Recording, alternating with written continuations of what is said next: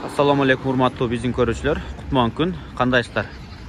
Бүгүн биз сиздерге өзгөчө чыгарылыш тартуулар беребиз.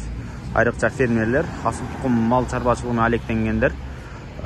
Бул чыгарылышты аягына чейин көрүңүздөр. Бүгүн биз сиздерге Бишкек шаарынын Орто Сай базарында жайгашкан Заманбап чарба аттуу дүкөнгө келебиз. Фирманын дүкөнүнө туугандар. Дарегин айтып коеюн. Бул жер Орто Сай базарынын туш тарабында жайгашкан Бирка соода үйү. Ал эми бул көчө Сүйөркулова көчөсү, бул Пудовкина Жукеева көчөсү менен кесилишкенде светофор. Мына ушул жерге келесиздер. Мына ушул жерде биз айткан дүкөн жайгашкан. Бул дүкөндө эмнелер сатат десеңиздер, азыркы асыл тукум малын кармагандарга заманбап ээн белгилер. Тагыраак айтканда трекер, чип жана башка. Сиздер асыл тукум малды кармап, бирөөгө кошкондо так ээн белгини көрүп, үйдө олтуруп текшерип турайын десеңиздер, электрондук ээн белгилер заманбап. Айрыкча жылкы уйларга трекерлер, койлорго мини трекерлер, жеке адамга тиешелүү чиптер, мына ушулардын баарын көрсөтүп беребиз. Сиздерге көптөгөн жеңилдиктерди көрсөтүп беребиз туугандар. Мен күнбатыштагы имаратка кирдим. Киргенден кийин түз келебиз дагы оң тарапка бурулабыз. Ушул жерден киргенде азыр бул фирманын негиздөөчүсү Арсен мырза менен тосуп алат. Арсен мырза менен биргеликте мен сиздерге толук маалымат жеткирип бергенге аракет кылам. Буюрса аягына чейин көрүңүздөр. Ассаламу алейкум. Ва алейкум ассалам. Келиңиз, Арсен байке. Кандайсыздар? Куш келдик. Бизди чакырдыңыз. Өтүңүз. Арсен мырза, өзүңүз кандай? Иштериңиз жакшыбы? Жакшы, шүгүр. Менин атым Арсен болот. Өзүм жөнүндө тааныштыра кетсем, биз ошо мен өзүм айтишник болом, кесибим. Өзүбүз ошо мал менен чоңоюп өскөнгө байланыштуу биз ошо малды карап багуу, ошону көзөмөлдөө кантип жеңилдетсек болот деп ойлоп отуруп, ушундай фирма ачтык. Заманбап чарба деген. Бул баягы фермерлерге алардын жумушун жеңилдетип, же болбосо бир заманбап методдорду колдонуп, малды өнүгүп, ошо мал чарбасын өнүгүп өстүрүүгө багытталган фирма да. Аты эле айтып турат, заманбап чарба деп. Заманбап чарба, аты эле айтып турат. Белгилей кетчү нерсе экөөбүздүн кесибибиз окшош экен. Сиз бул тарапка өтүңүз, аркы тарапка, партанын аркы тарабына. Экөөбүз бир четте маалыматты берели.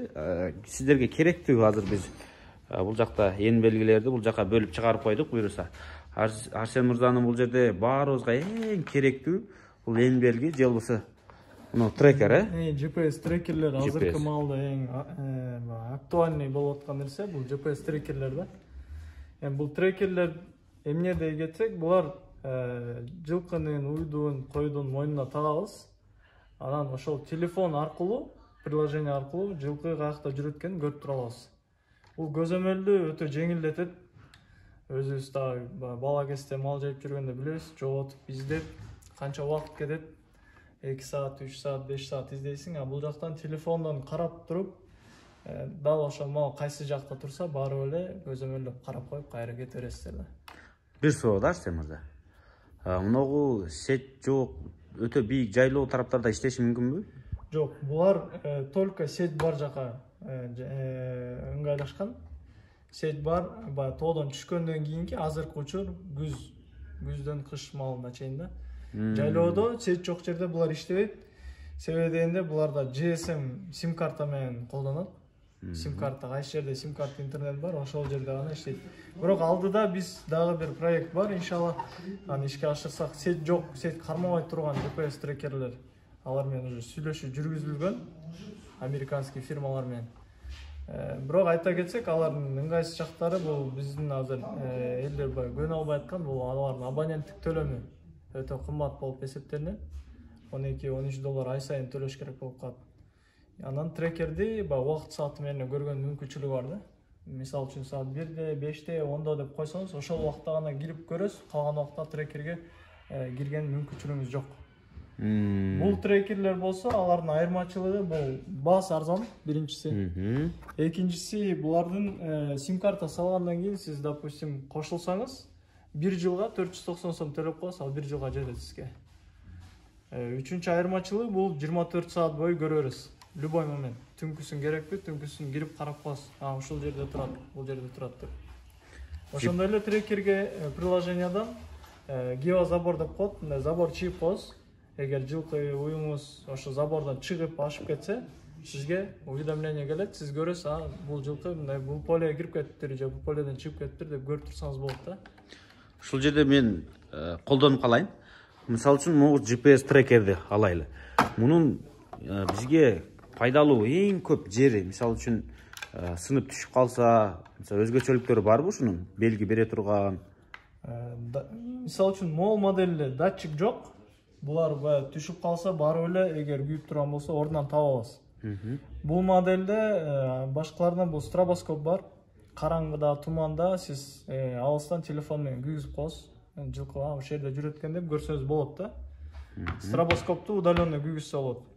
Геозабор бунда да бар. Эми бул модельде айта кетсек, бул модельде датчик бар.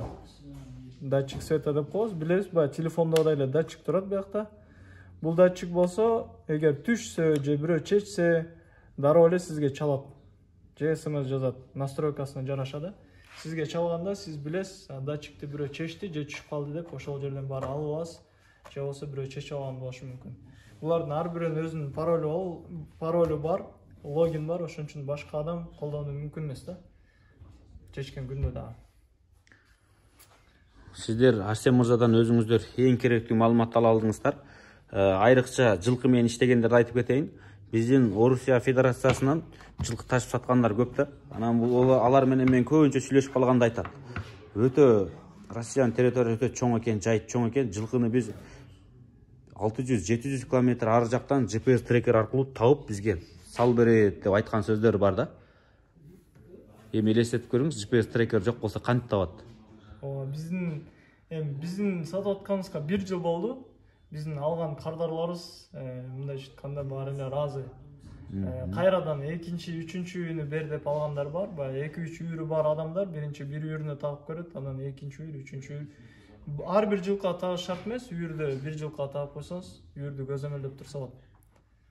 Ошондой бунун өзгөчөлүктөрү ошол да. Анан эгер сиздер буну алып калсаңыздар, 1 ай кепилдик беребиз. Андан тышкары кээ бир адамдар өзү ойлонуп турушат, алсамбы, албасамбы деген адамдар бар. Кааласаңыздар, мындай шартта түзүп койгонбуз, сиз аласыздар, алып барып тагасыз. 1 жумада эгер сизге такыр жакпай койсо, иштете албай койсоңуз, кайра келип кайтарып алып алсак чыгасыздар. То есть биз болсо ачык, чтоб адам мындай өзү ыраазы болгон эмеде иштегенге ушундай шарт түзүп койгонбуз да. 1 жуманын ичинде колдонуп көрөсүз, колдонуп жакпаса, колдоно албай койсоңуз же сет тартпай койсо сиз жакта келип сиздин кайра акчаңызды кайтарып беребиз. Трекерди тапшырып койсоңуз болот. 1 жума практика түзүп көрсө болот. 1 жума практика алып көрсөңүз болот. Ал кадимкидей эле жаңыны сатып аласыз, барып колдонуп кетсеңиз, болбой жакпады, сет кармап кеткен десеңиз, кайра алып келсеңиз аласыз. Анын баары бизде гарантийный талон жазылганда компьютерге кирет да. Анан толук сизге маалымат бере кетсем, фирма тууралуу. Айтыңыз, фирмаңыз тууралуу айтыңызчы. Заманбап чарбада эмнелер бар? Фирманы ачкан маалда биздики бул эң салуу болчу. Эң башкы көзөмөл, эң башкы биздин максат бул койлорду санап, эсептеп чыгара турган аппарат жасайбыз деген максатта ачылган да фирма. Кимде 500 кой, 300 кой болсо, ошолорду сарайда алып кирип атканда санап туруп сизге так санын көргөзүп берет. Монча кой кирди деп. Малчы айдап чыгып атканда кайра сизге монча 355 кой чыкты деп туруп, кайра сизге санын көрсөтүп берет. Бир эле малчыга көргөзбөстөн ал SMS аркылуу же приложение аркылуу малдын эсине жибере тургандай кылмакпыз да. Эми бул проекттер келе атат, ортодон көптөгөндө тесттер жүргүзүп атабыз.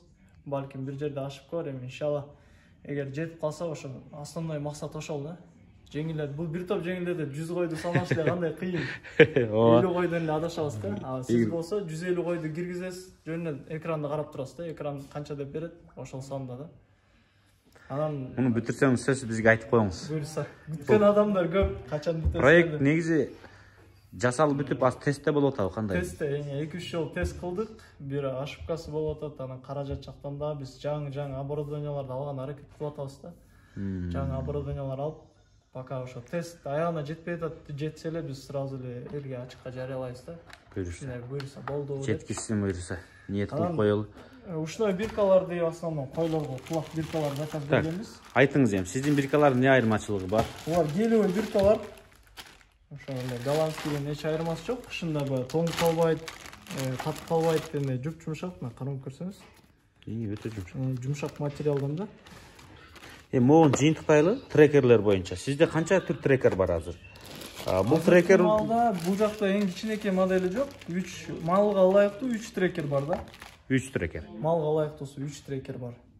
3 трекер булар баары тең солнечный заряд алат.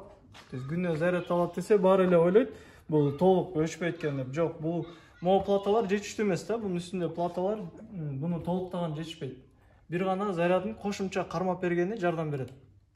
Ошол да. Анан батарейкасы 1 ай, 2 ай, жайкы күндөрдө 3 айга чейин барат бул модельдерге. Кышында, соответственно, азыраак берет. Недени кышында аккумулятор батырап отурат экен. Тесттен өткөн булар.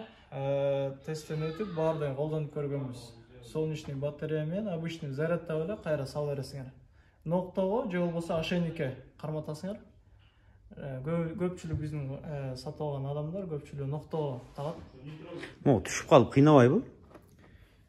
Түшүп калган күндөр боло элек могу модельдики. Бул модельдики болгон. Не себептен де бул модель эгер катуу сүрүнө турган болсо, кээ бирөө мындай капталына тагып коет да. Капталынан катуу сүрүнөт. Төбөсүнө таккан ыңгайлуураак болот экен. Төбөсүнө таккандар көпкөрөөк чыдайт да. Эгер төбөсүнө тагып койсо, болбой эле бул кичине оор болгон себептүү болбой эле кашынат экен жылкыч. Кашынганда могу модельдер түшүп калган убакыт болду, а булар болсо жаңы модель, бекемирээк экен. Эми баардыгын өзүнүн немесин тапсалат. Биз болушунча буну да өнүктүргөнү, ар бир мындай минустары чыккан сайын аракет кылып атабыз. Фирма менен прямой иштешебиз да. Заводко айтып, ушундай минустар, кемчиликтер чыгып атат деп. Биринчи партиябыз келген, алардын симкалары сынып, алар да ушундай бир эмеден сыноодон өткөн да. Анан экинчи партиясын симканын слотун которгула деп завод менен сүйлөшүп, бул уже экинчи партия. Бир мындай өзгөртүүлөр жүргөндөн кийинки партиясы да уже. Бул уже практикадан өткөнгү партиялар, Ооба. Азыр алып дээрлик ишеничтүү колдонсо болот. Ооба. Булар бир сыйра уже практикадан өтүп, минустары толукталып келгендегиси да. Эми Арсен мырза, акырында баасын өтөлү, бул уй менен жылкыга, бодо малга экен. Майда малга ылайыкташтырылган барбы? Майда малга бар ылайыкташтырган, бирок азыркы учурда бул жерде жок болуп атат. Өзү кичинекей трекер бар, алар ушундай эле, ушул эле приложение менен иштейт, ушунун жарымындай болот да. Мунун жарымындай болот. Ооба, ушундай размерде болот. Алар 4900 сомдон. Эң кымбаты кайсы? Эң кымбаты могу жаңы модельдер булар да. Булардын именно батарейкасы эң көпкө жетет. Сигнализация бар, Сигнализациясы бар. Ортоңку модель булар болуп келет. Булардын батарейкасы орточо 6800 мАh да. Булар 6300 сомдон. 6300. А могу эң кымбатчы? 6300, 8300. Бул 8300. Ооба.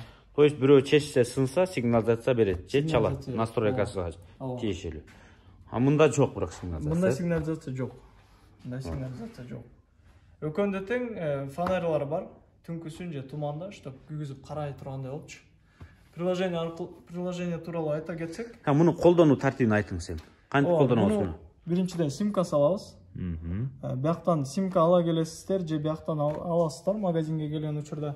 Биз полный чогулуп беребиз, булар разобранный келет. Полный разобранный. Эмне дегенде буларды герметик менен полностью отургузат, суу кирбесин деп. Бияктан баардыгын чогултуп, сиздин телефонго тиркеме жүктөп, приложениени жүктөп. Бул тиркеме менен карайт, тиркеме менен. Тиркеме менен карап, анан баарын кирип, сизге даяр кылып туруп беребиз. Ошол жерден. Тиркеме жөнүндө айта кетсек, мисалы үчүн AnyTracking деген тиркеме бар. Мынакей мындай болуп киресиздер. Бул ар бир могу трекер фирмалары башка да, ар биринин өзүнүн приложениясы бар да, туурабы? Ооба, бул трекердики бир фирма, бир тиркеме. GPS. Могу жаңы модель менен мини жана айтып атпайлыбы, кичинекей модель. Койго. Ооба, койго. Алардыкы бир приложение да, өкөнүкү эки башка. Фирмалар разный да, биз. То есть азыр биз сизге келдик, герметик менен катыр бердиңиз, сим карта алып келдик, установка кылып бердиңиз. Телефонго кошуш керек, бул жакта настройка. Телефонго кошуш керек. Бул жерден сразу телефонго кошуп беребиз биз. Кошобуз, киресиз и сразу картаны ачасыз да. Азыр кошуп койгон барбы, өзүңүз малдарыңыздан кошконсузбу? Нелер бар же клиенттердикинен кошуп койгондор барбы? Бизде клиенттер полный сатылган клиенттердин база данных бар. Эмне себептен аларда пароль унутуп коюшат, башка бир нерселер болот. Пароль унутуп коюп кире албай калышы мүмкүн. Ар бирөөнүн өзүнүн паролу. Ошондой моменттерде биз алардын паролун жаңыртып бериш үчүн же башка алар иштебей калды деп бизге чалат, ошондо кирип карап оңдоп бериш үчүн бизде полный база данных бар клиенттердики. Допустим, бул жакта мен биздин клиенттерибиздин баарынын бир базасы бар, мынакей көрсөңүз болот. Могулардын баары күйүктөрдө база данных. Азыр иштеп турат, э? Иштеп турат. Иштеп турган любойуна кирдик, мисалы үчүн.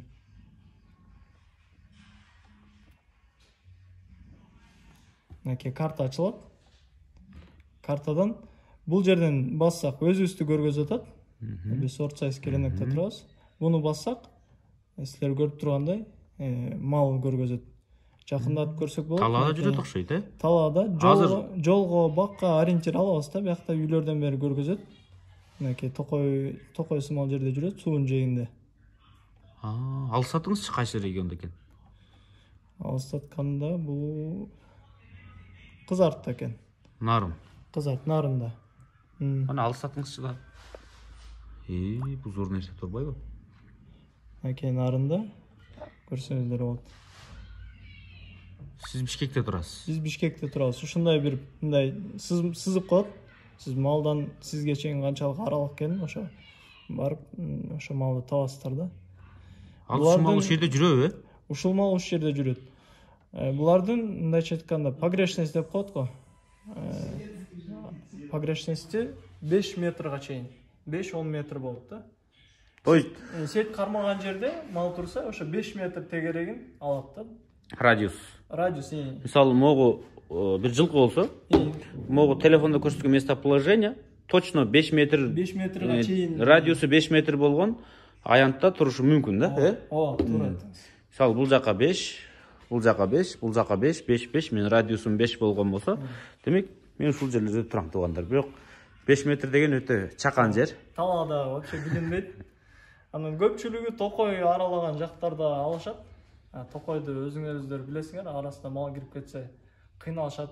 Алгандар бир топ эле сүйүнүшөт да, токойдун арасынан сиз картадан көрүп туруп, кайсы токойдо, кайсы кырда экенин барып эле түз эле токойдун ичинен таап аласыз. Болду. Эми Арсен мырза, сиздин трекингдер боюнча маалымат бердик. Муну иштетет экен, демек консультацияңыз бар экен. Өзүңүздөр жардам берет экенсиздер, база даныкта турат экен. Бузулса дагы өзү кара берет. Как оператор экенсиз бул деңгээлде.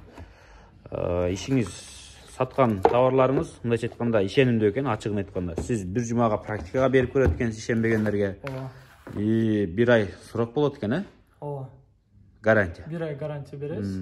Биз өзүбүз мурунтан эле эң биринчилерден болуп алып келип, өзүбүздүн жылкыбарыбызга тагып, кызыгып ошентип жүргөнбүз да. Ар кандай моделдерин текшердик, кайсы модель кандай экенин тагып көрдүк. Анан өзүбүз колдонуп көргөн нерсени элдерге сатып атабыз да азырынча. Практикадан өтпөй калгандар болду? Өтпөй калгандар болду. Биз башында ошо такыр эле зарядталбаган деп туруп ошейник, толук ошейник менен алып келгенбиз. Элдер көрсө керек интернетте. Полный ошейниги мындай солнечный панелден турат да. Ошейник полностью ошондой менен тигилген да. Ага вообще зарядтын кереги жок экен. Бир жылча жүрдү, бирок жылкы онагандан кийин бул солнечный панелдин баары күйүлүп түшүп калды да. Ошондой болду. Ошондой тесттер өттү да ошондой. Эми заманбап чарба боюнча сөз кылалы. Сизде трекерден башка кандай кызматтар бар? Эң белгилер биздин ушул айрыкча кымбат баалуу мал кармагандар же бирөөгө мал кошсо же алыс жака мал жиберсе кандай жеңилдиктер болушу мүмкүн сизден? Бизде ал тараптан айрыкча койду жайлоого бирөөгө кошкондо көйгөй бар да биздечи. Ал тараптан дагы биз ой жүгүртүп иштеп келгенбиз. Ал баардык эле өнүккөн өлкөлөр колдонуп аткан микрочиптерди билесиздер. Микрочиптер бизде ал микрочиптер бар. Силер билгендей арашан койлордун да ошондой микрочиптер менен чипировать этилет. Алардын диапазону башка. Арашан койлорду коом болгондуктан алар өзүнүн диапазону, өзүнүн база данных бар. Анан коддору өзүнүкү, ар бир породанын өзүнүн коду берилет да. Ошондой эле биз ошондой эле чипти, бирок эч кандай диапазонго тиешеси жок. Коддору жөнөкөй адамдарга мындайча айтканда доступный чиптери бар. Эгерде ошондой эле адамдар мындай козу кезинде алып коюп анан кийинчерээк алып кетем десе, ошондой чиптен алып сайып коюп кийинчерээк алып кетсе болот да.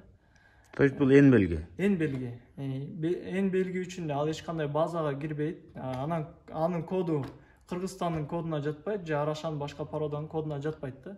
Алардын коду жөнөкөй гана мындай простой адамдарга колдонууга боло турган коддор да.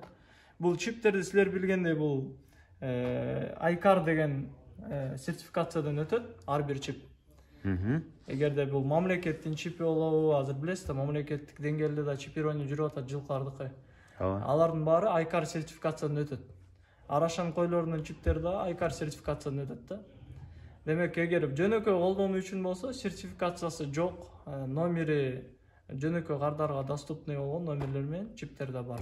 То есть бул чипти менде коюм болсо, жайлоого кошсом, сайып туруп жиберип, кийин колуңузда список болот, номер мененчи. Кийин жайлоодон келгенде сиз тосуп алып туруп, аны текшерип алып туруп, далилдеп бере аласыз. Бул менин коюм депчи. То есть окшош койлор көп чыгып калышы мүмкүн. Окшош кой чыгып калышы мүмкүн, анан ушундай биркаларда түшүп калышы мүмкүн да, ошол себептен. Мисалы, азыр мындай көйгөй бар да. Арашан породасында козуларды туулганда келип тандап кетет. Анан 5-6 айдан кийин же 3-4 айдан алып кетет да. 3-4 айда көп өзгөрүп кетет. Мындай болбой койбойт да. Өзгөрүп кетип, тааныбай калып тартыш болгондорго, же болбосо кымбат баалуу күлүк аргымактардын балдарыны келип эни басып кеткенде талаш болуп калышы мүмкүн да. Ошон үчүн мунугу мен түшүнүшүм боюнча одноразовый чип бул эч кандай базага тиешелүү эмес. Чипти сатып аласыз, саясыз, код бир гана сизде болот, болду, жөнөкөй. Бирок бул жерден бир нерсени белгилей кетсек, эгер аргымак деп сиз айткандай бул туура нерсе, бирок Арашан кою болсо, Арашан кою Арашандын өзүнүн чиптери бар. Ал козу Арашан болгондуктан ага паспорт баары бир керек болот.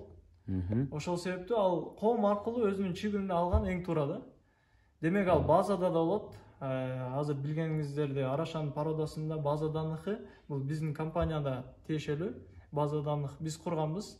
Ошол база данныхка биз приложение киргизип, мобильный приложение да болот. Ар бирөө өзүнүн коюн ошол жерде сүрөтү менен, ээси менен, өзүнүн таржымалы менен, ал койдун аты теги менен полный информация болот да. Ал өтө чоң диапазон. Ал жака. Ошон үчүн Арашан козу болсо, ал деген сөзсүз түрдө коом аркылуу чипирование алып койгон эң сонун нерсе. Эми балким асыл тукум эчкилери бар, асыл тукум уйлар бар. Мисалы үчүн, мисалы азыр Пакистандан кымбат баалуу эчкилер алып келип атат, ошонун балдары бар. Алыс жакка жиберсе, чипти сайып жиберсе дегендейчи. Ушул жеңилдик болот да. Айырбаштап жербеш үчүн сайып койсо болот да. Айырбаштап жербеш үчүн сайып коет. Кийин уже 3-4 ай өткөндөн кийин таанылбай калбайт. Ал уже сиз деген барып эле чип менен далилдеп берип коесуз. Ушул чип меники болчу болот. То есть ал чипиңиздин баасы канча? Ал чиптер 180ден 200 сомго чейин. Эгер базага кирилбеген простой чиптер, которые ICAR сертификациясы жоктур да. Эми ICAR сертификациясы бар чиптер, алар только коом аркылуу алынат. То есть аны сиз сата албайсыз? Биз аларды сатпайбыз, алар бизде эмес. Аларды силер билгениңиздей Арашан породасынын коому бар. Ошол коом аркылуу гана алар ICAR сертификациясы менен чиптердин баары коом аркылуу өтөт. Азыр жана кызарттагы жылкы мына бизде кеч кирип атат, азыр кайтса керек. Кеч кирип атат. Биз да кайттык, буюрса туугандар. Жылкынын жылганын аз көрсөтүп беребиз. Кызарттагы жылкыны көрсөттүң эле, именно кызарттагы. Кызарттагы жылкы. Кызарт деген жазы, мына кызарт. Жакындата берим. Мен сизге көрсөтүп турам, жакын. Азыр биз сыртка чыктык. Жылкы баягы каерде турат эле? Баягы могу суунун жанында турган, силер билгендей токойчодо турган. Азыр жылып кетип атат, жылып кетип атат. Ачыкка чыгып. Жолдун биягына өтүп кетти. Ой, уже ачыкка чыгып атат. Мындан тышкары да историясы бар. Бүгүн же кечээ же бир жума мурун кайсы жакта жүрүп келген, мисалы үчүн антенна кармабаган жактарда жүрүп келди. Каякта жүрүп келген билиш үчүн историяга кирип, бүгүн күнү биякта дата кое аласыз. Каалаган күндө, каалаган күндө коесуз. Бүгүн күнү көрө турган болсок, ушундай чип берет. Бир жылкы. Бир жылкы. Жана кызарттагы. Бир трекер да. Бир трекер бүгүнчө жылган жерлери. Кандай жер, кайсы жерлерде оттоп жүргөн. Алыстатыңызчы? Бирөөнүн огородуна кирип ызылдашканда деле көрүнөт экен да. Ооба, кирген жок дей албайсыз. Кирип чыкты дейсиз. Анан бул жерден play'ди басабыз мынакей. Астыда play'ди басканда бул өзүнүн движениясын баштайт убактысы менен. Саат мынчада ушул жерде, саат мынчада бул жерде. Саат бул жакта болгон деп көрсөтөт экен да. Ар бир саат менен точкаларды коюп кете берген. Ушинтип жүргөн да, бул басып жүргөн баарын съемок бар. Жылкы жаман көп айланып коет экен, Мына басып эле кетип атат го могу. Токтобой элечи. Эртең менен 7:47-8 болду мына. 8-де алыстап кетти. Кайра айланып келиптир, 9:30да 10 болуп атат саат. Ушуну басып жүргөн бир күндүкүн көрсөңүз болот да. Башка жылкыларда көрүнөбү азыр сизде? Бизде эми трекерлер, сатылган трекерлердин база данных менен күйүп онлайн болуп турган трекердин баары көрүнөт.